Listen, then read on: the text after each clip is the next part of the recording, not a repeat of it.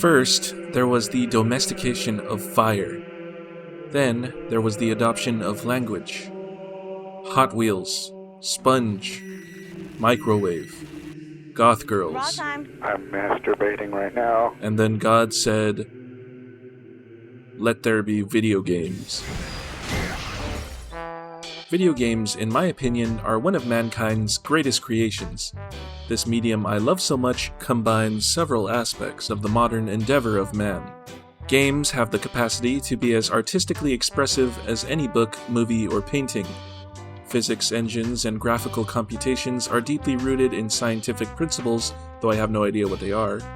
And designing even a half-decent combat or movement system requires significant mathematical and programming knowledge. Perhaps most importantly, video games tap into our instinctual desire to play. All of the admiration and adoration I have for video games and the figures within the industry means that I spend a shit ton of time reading about, watching about, talking about, and playing video games.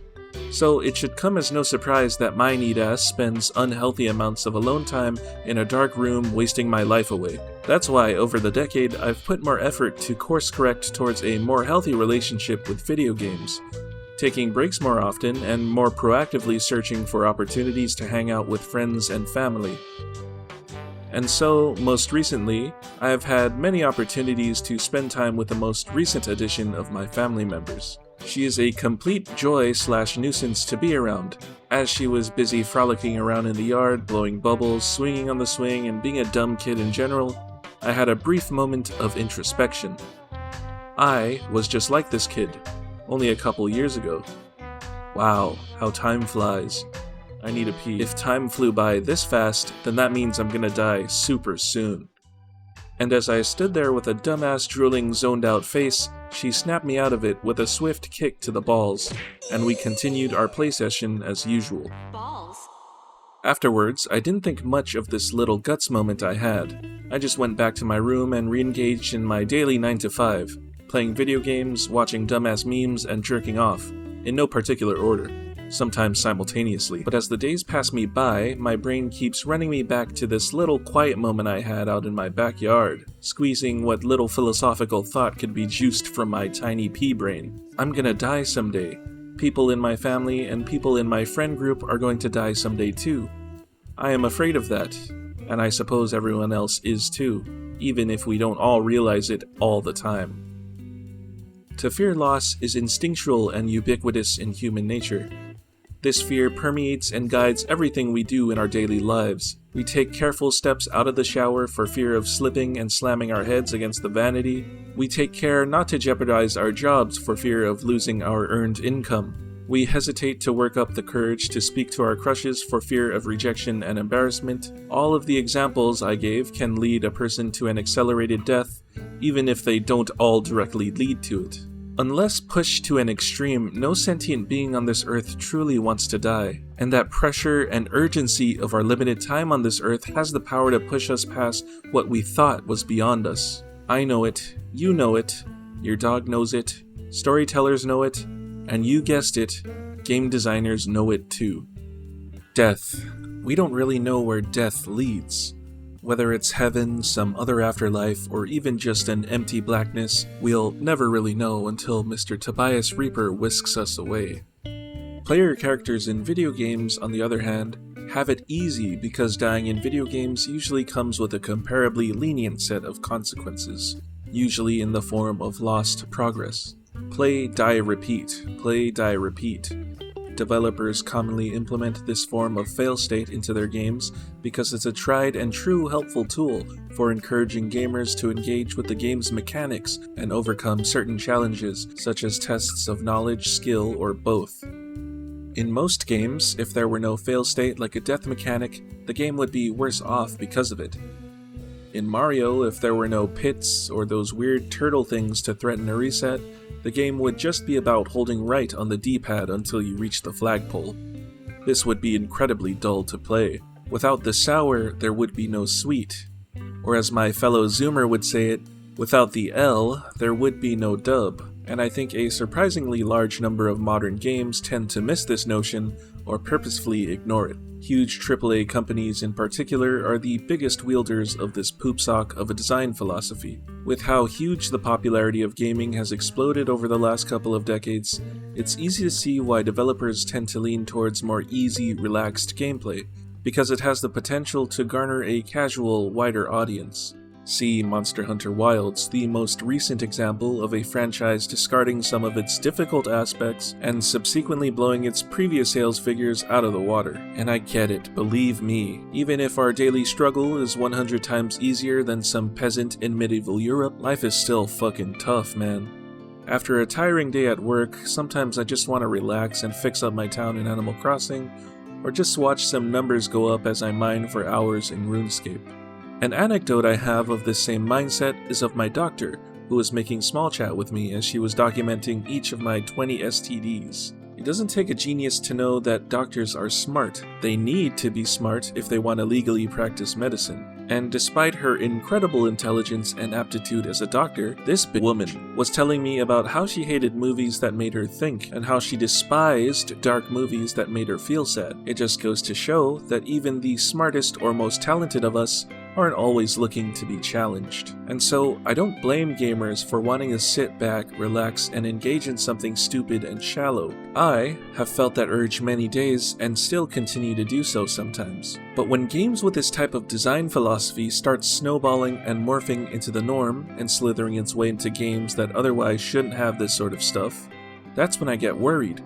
Here's an example of one of those games.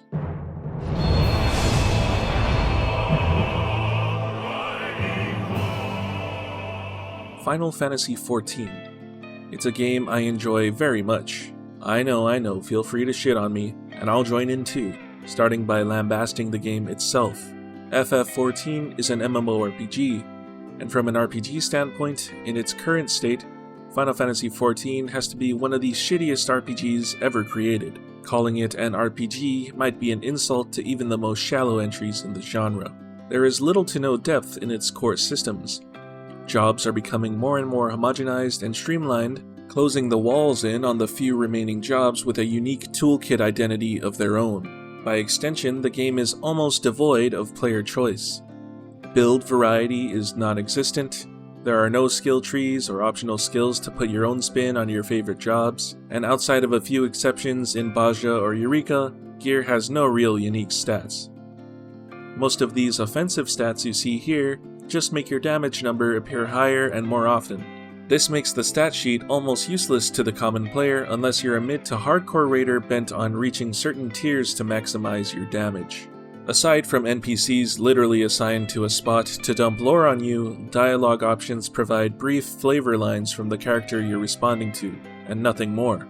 And for a game praised so highly for its story, only 2 expansions out of the 5 truly reach a level of greatness deserving of such high praise. The rest of them range from painfully mediocre to shockingly bad. But that's not it. All of this would be a little more tolerable if it weren't for the fact that 90% of the gameplay in this game is a boring fucking slog.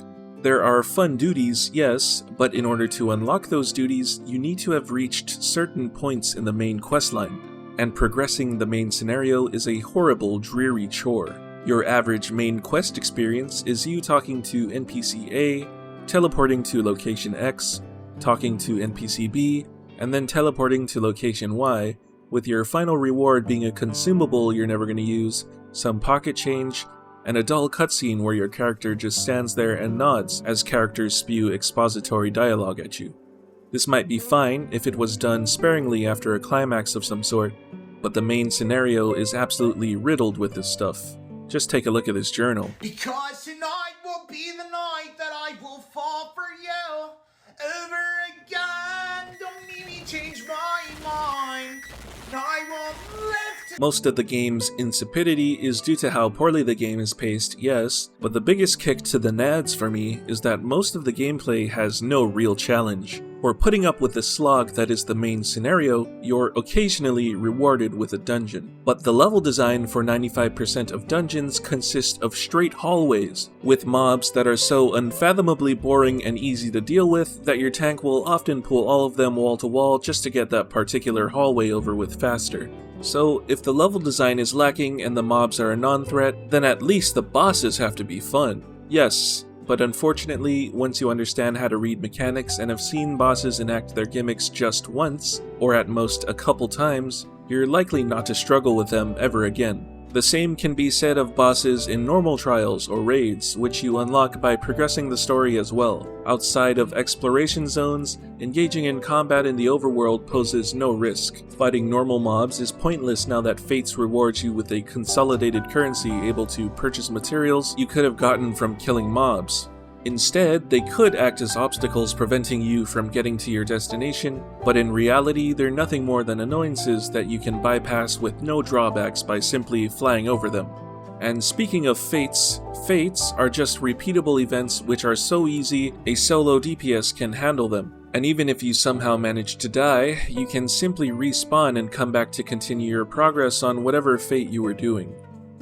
There are A and S rank enemies in these areas, which are actually relatively complicated to fight, but the community frowns upon independent parties taking them out due to their scarcity, and instead organizes huge hunt trains to take them out in less than a minute one after the other. While I don't blame the community for wanting to consistently watch their A rank or S rank achievements progress, it also makes hunting the mobs less fun, as the sheer size of hunt trains remove any challenge they might have had otherwise.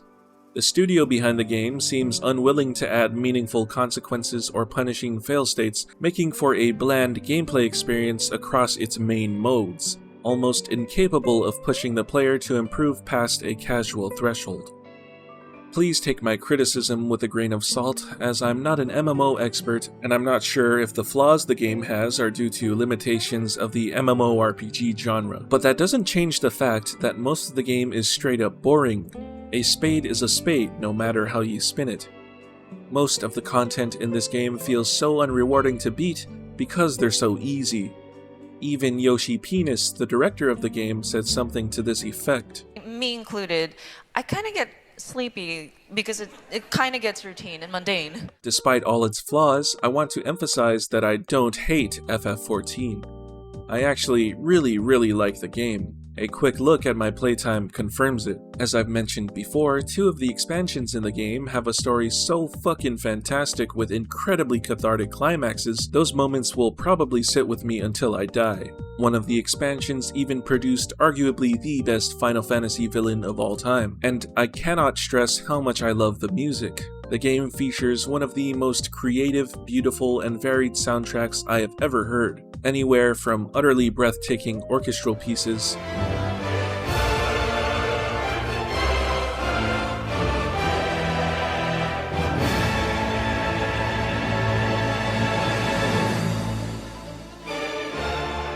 to messy and insanely hyped 90s grunge,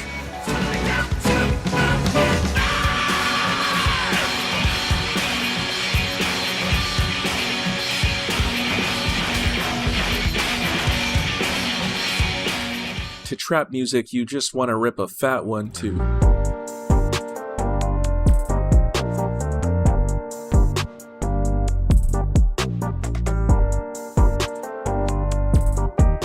Variant and Criterion dungeons help to alleviate some of the mind-numbing level design in normal dungeons. Some of the problems I presented about the overworld are fixed in exploration zones, and the game doesn't consist solely of boring, easy garbage, even if that's how I made it sound. There are extremes, savages, and ultimates, all of which provide their own higher tier of challenge, even if I don't really enjoy the fundamental act of progression in these modes. But the one thing I do want to make a big deal out of is another game mode called Deep Dungeon.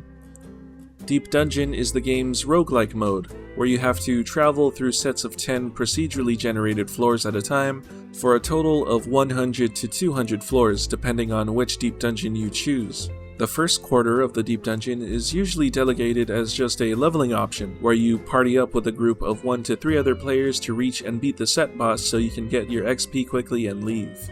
The mode was designed for multiple players to take on, but the game officially recognizes solo play with the addition of titles only obtainable by completing a solo run. Each of the floors after the first quarter are for fun, and they get more and more difficult with each set, with the last couple of sets being especially brutal. And let me tell you, the highest tier of floors are absolutely nerve-wracking to deal with even if you're a player who's cleared before. Unlike most other content in the game, deep dungeons aren't only about doing maximum DPS while resolving enemy mechanics. On top of fighting formidable enemies meant for 4 players, you have to deal with randomized map layouts, enemy positioning, patrols, commander usage, debuffs, mimics, treasure rooms, and a surprisingly tight countdown. All of this is in addition to the fact that the more floors you enter, the more progress and thus time you risk losing. You must start from the very first floor if you want to get your title. None of these mechanics are that hard on their own, but when combined, they make for a formidable challenge. One lapse in concentration or judgment can lose you a run. Almost nothing is more heartbreaking when you lose upwards of 6 hours of progress when you make a mistake. That's why it's all the more rewarding when you play at the top of your game for each set and every single decision you make results in a complete run. All of these mechanics work together to provide a hefty, tense challenge, so surprisingly far removed from everything else in the game that it almost feels like you're playing a different game entirely. So far, I've completed solo runs of each deep dungeon and have obtained each of the 3 titles. It's by no means the most difficult feat in video games, but completing these runs are among the highlights of my gaming career. The catharsis and elation I felt when completing the runs were incredible. And while I'm not nearly on the same level of Deep Dungeon god gamers, I'm proud of my temporary position as the 25th highest paladin in the Crystal server for Heaven on High. I got kicked off the leaderboard a bit later. The most important takeaway from all of this, if it weren't for solo Deep Dungeon's brutal difficulty, I never would have felt so much pride in clearing any runs. I never would have learned the ins and outs of the deep dungeon to get even a single clear. If it were just as lobotomy-inducing as most of the normal content in the game, I wouldn't have even bothered, honestly. I made it a point to use Final Fantasy XIV to exhibit the difference between easy and hard content, because I can't think of any other game containing such polar opposite degrees of difficulty coexisting within a single title. It's precisely because the game consists mostly of baby-tier garbage that its more difficult modes shine. Rocky. Rocky Balboa is an inspiring figure because he has a goal and he reaches it. He beats Apollo Creed and then... Wait, he loses. Okay, never mind Rocky. Instead, as a more clear example, picture Hajime no Ippo. Makunochi becomes champion by beating Sendo. Makunochi had to fight opponent after opponent to get there in the first place, and even before that, he had to toil and push himself through intense training. Now imagine if Makunochi went through all of his training and defeated all of his opponents without even breaking a sweat. Imagine if he took 1 or 2 punches from Sendo, but then retaliates by hitting him back with a single KO punch, winning him the champion title. It wouldn't feel very satisfying because there was no real struggle. Even in non-traditional shows like One Punch Man where the MC no-diffs opponents, the cathartic moments are still earned because every other character around Saitama faces intense, grueling challenges. Their struggles and failures highlight the uniqueness of his power and make his casual victories ironically meaningful. Without struggle, victory feels meaningless, and that's how most AAA games feel nowadays. Piss-easy games like these ask you to do the bare minimum and then give you a gold medal when you're done. That's great for positive reinforcement in children, but we're not children anymore. How can I feel good about taking handouts from a game when it hasn't encouraged me to push myself to my limits or forced me to gain a thorough knowledge of its mechanics? I haven't earned anything. More importantly, the game hasn't asked me to earn anything. There is an infamous GDC talk for God of War 2018. Each of the gameplay-related GDC talks for New God of War cover how Santa Monica designed things to be as easy and non-frustrating as possible, but the level design video really shows their true colors. As the presenter speaks about their data-driven workflow for how they built their levels, at the 38-minute mark, the presenter reveals a special someone. He is blurred, but if you're terminally online like me, it's easy to tell who it is. It's the infamous Darkside Phil. notorious for being incredibly shitty at video games. That's the kind of person games are being designed for nowadays. Dark side Phil. Wow. The world might be at stake, and the thousands of polygons on a character's face might contort to reflect that, but I don't get drawn into the story because the game doesn't ask me to struggle alongside the character. These types of games are shipping with fewer and fewer deep, unique mechanics to master, and more of the same homogenized cookie-cutter mechanics you can find in every other game, e.g. the number go up RPG stuff infecting everything today. Even in things that aren't video games like financial apps. Even my favorites are guilty of this homogenization. The original RE4's tank controls restrict your movement so heavily that positioning, spacing, and baiting is just as key to surviving any given combat encounter as shooting zombies in the face. The remake scraps those tank controls in favor of a free aim system, the ability to sprint in any direction regardless of camera angle, and even the ability to move while aiming. Dealing with the enemies in the remake is leagues less tense because you can just parry enemy attacks or sprint in whatever direction to dodge it, all to garner a wider modern audience that can't be bothered to learn how to maneuver with tank controls. The classic Resident Evils had ink ribbons, giving players limited amounts of saves and encouraging them to engage in a game of risk and reward, where they have to consider consuming a save now or waiting until later. While they are abundant enough for experienced players not to worry much about it, the tension of having limited saves is still there from the very start, even at the easiest difficulties, for every single player, noob or pro, to deal with. In RE2 Make, the ink ribbons are absent from every difficulty aside from the hardest ones, and in RE3 Make, they're just outright gone, all to garner a wider modern audience that doesn't want to deal with the tension of limited saves. The mobility in Halo used to be somewhat comparable to classic FPS's in the way that it featured sluggish, cartoony physics, making movement a slower and more deliberate process compared to other modern FPS's. Learning to jump and maneuver on and around cover and platforms to dodge projectiles is or was the name of the game. And while precision weapons were always the meta, only a handful of weapons allow you to zoom in, making most firefights a mid to close quarters affair. Halo 5 and Infinite adds sprint, clamber, and removes much of the start and end lag when engaging in movement. And now, you can just zoom in with every weapon just like every other modern FPS out there. To compensate, enemy projectiles are now lightning quick because you can just snipe enemies from a distance with almost every weapon, all to garner a wider, modern audience that thinks cartoony physics are lame. Demon's Souls and Dark Souls, please don't bully me Souls fans, I still very much put Souls games on a pedestal for the level design and art direction alone. Demon's Souls and Dark Souls used to have challenge similar to arcade games where you had to master everything after a checkpoint leading up to a boss. While it was still flawed in the way that you could sprint through everything, that tension of not taking damage while running through areas was still there. Now, bonfires or statues of America are more than often so close to boss walls that the aforementioned arcade-style challenge is almost gone, all to garner a wider, modern audience that thinks playing Punch-Out with a boss that has 20 hit combos is the peak of 3D combat.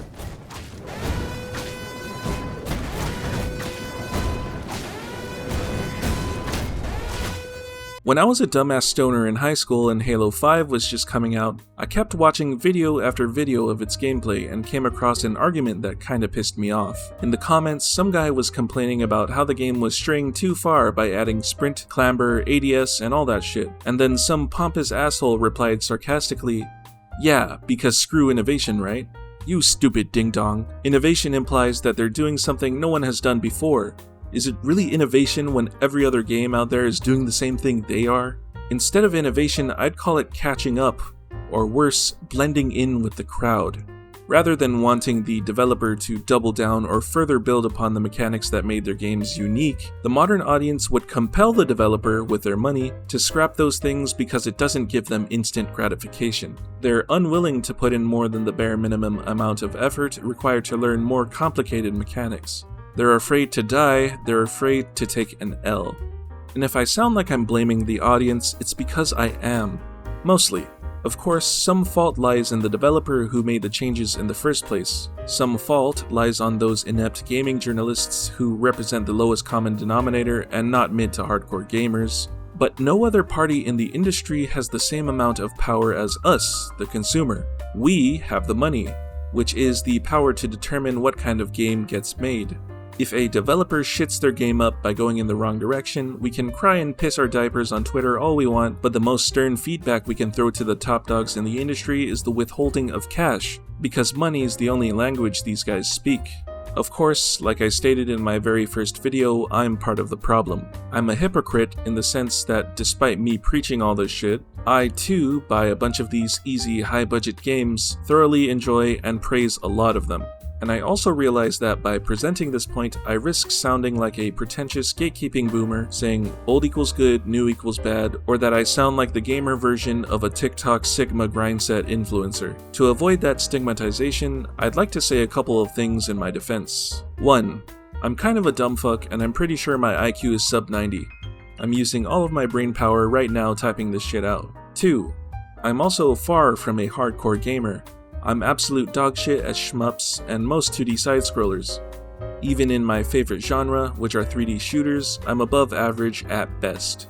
I've only dipped my toes in some hardcore content, like completing Honor Mode in DOS 2 and Baldur's Gate 3, beating each of the Halos on Legendary, including 2, which is stupidly hard, that one permadeath mode in Doom 2016, got an Ascension 20 heart kill for each character in Slay the Spire, solo Deep Dungeon of course, among some other mildly impressive achievements. I'm not a god gamer. None of those things even come close to what some high IQ mad lads are capable of. A quick look at my gameplay confirms that I'm not nearly on the same level of play as some actual pros. I probably will never be, and I have no desire for that. I'm not actively seeking uber difficult tough as nails video games. Hell, I love and play the shit out of Stardew Valley and a couple of Animal Crossings. I'm more so interested in memorable gameplay experiences, and it just so happens that gaining a deep understanding or mastery of complicated, unique mechanics has a tendency to sear itself in your brain. Can you think of just one character action game that encourages you to switch up your moveset better than the style meter in DMC? One 3D platformer game that asks you to precisely line up angles and deliberately build up momentum better than Super Monkey Ball? I'd be lying if I said mechanics are the only thing contributing to a game's experience. Things like story or presentation can significantly add to an experience, there's no doubt about that. But many games nowadays seem to only put depth into their presentation, leaving their shallow gameplay in a cage down in their basement. The thing that makes games unique is their interactivity. If you're going to focus so much on cinematics and writing, why not just make a movie or a TV show instead? It's not as if homogenization is a complete negative. Some degree of homogeneity is inevitable and even beneficial. It helps to establish genre conventions and allows developers to build upon proven foundations rather than reinventing the wheel every time. In some cases, elements from other games find their way into genres you'd never think they would be in. Streets of Rage, for example, walked so that RE4 could shoot a zombie in the leg and follow it up with a suplex. There's a reason some mechanics become standard, they work. But that doesn't mean we should sacrifice innovation on the altar of familiarity. When you do that, games become eye-rollingly predictable and worst of all, forgettable. Here's a hypothetical. Let's say we live in a world where there are big names that commercialize paintings like they were video games. Van Gogh Studios released Starry Night Sky a little more than a century ago. Since then, they've released a couple more paintings, but they never really saw the same praise or commercial success as their earlier installments. Now, the industry is seeing a big uptick in sequels and remakes, much more than before. Da Vinci Studios had a super successful launch of The Last Supper 2, and just announced a Mona Lisa remake.